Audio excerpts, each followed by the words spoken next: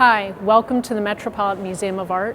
I'm Alice Schwarz from the Division of Education, and today we're going to introduce you to a few programs that we offer in education. So come on in. I was born and raised in New York City, and fortunately lived in a family that were avid museum goers. My first memory of spending time here at the Metropolitan was about age 4. And I had an understanding or a deal with my mother that I could see my 3 favorite works of art, and then she could take me anywhere she wanted to in the galleries. I came back to New York City and went to grad school at Bank Street College of Education. So I have a master's in museum education, and my bachelor's degree was a triple of art history, studio, and history. Came to the museum the fall of 1983, so I've been here about 27 years. Well, I oversee teen programs, and I combine that with a lot of teaching in the galleries. So I teach all age groups on a regular basis, daily basis as much as possible, and then run classes after school, weekend, holiday programs for ages 11 to 18. The main goal of education at the museum is to make sure that all of our audiences, young, old, first-time visitors to the museum or frequent museum goers, get a chance to spend time, really quality experience with original works of art. And so in teen programs, that is also a specific goal, particularly for the teen audience that may look at this huge building on Fifth Avenue and think that there couldn't be a class or something of great interest for them. So in creating a lot of the classes and events, I'm trying to encourage teens that perhaps even don't have an interest specifically in art, but they may come here to learn about what a conservator does, and they have a fascinating interest in science, or realize that we have a media and film production department here, and so that they can come and learn how to make films. And then those artists or those teens that are really interested in art and art making, I have portfolio classes, drawing academy programs, more casual sketching in the galleries. So the aim is to get them up in front of the original works of art. There is a better experience, honestly, for a young artist looking at some of the great masters, both two-dimensional and three-dimensional in our collection, and slowly working on their own technical skill, putting pencil or charcoal to paper. Of course, the artist instructor is there to help them work on their technical skill, better their own sort of imaginative flow with their own work.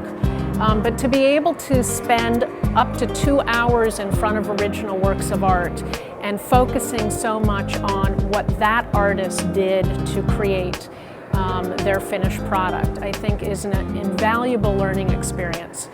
If any teen can spend time in a museum, not necessarily behind the scenes, but get to know collections, reach that comfort level in our galleries and realize that all these museums are there for them.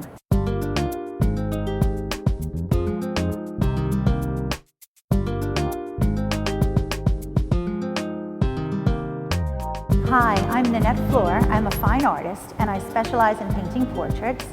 I was a registered copyist with the Metropolitan Museum of Art in the early 90s. The goals of the Copyist program are for artists to gain a further understanding and insight into the time-honored techniques of the old masters. Vigée Le Brun's Madame Grande was my introduction to painting at the Med. It was a painting that I always really loved, and it was the first one that I had started off with. I did Rembrandt's Herman Dumer.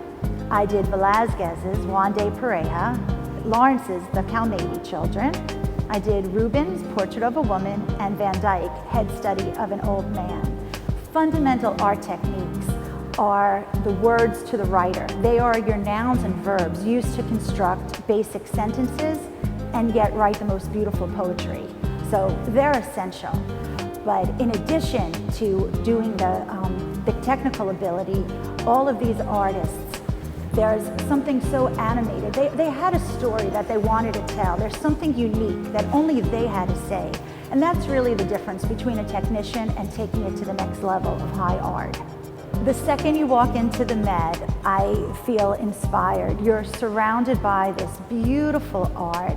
And what strikes me on every single one of these paintings, they look as if they're alive. I mean, you know you're looking at a painting, but yet you feel the sense of the people that they lived a life, and you feel like each one tells its story. Rembrandt captures humanity. There's no greater painting for animation than Lawrence's, the Calmady children, the beautiful little faces, the lifelike movement, the animation in that painting.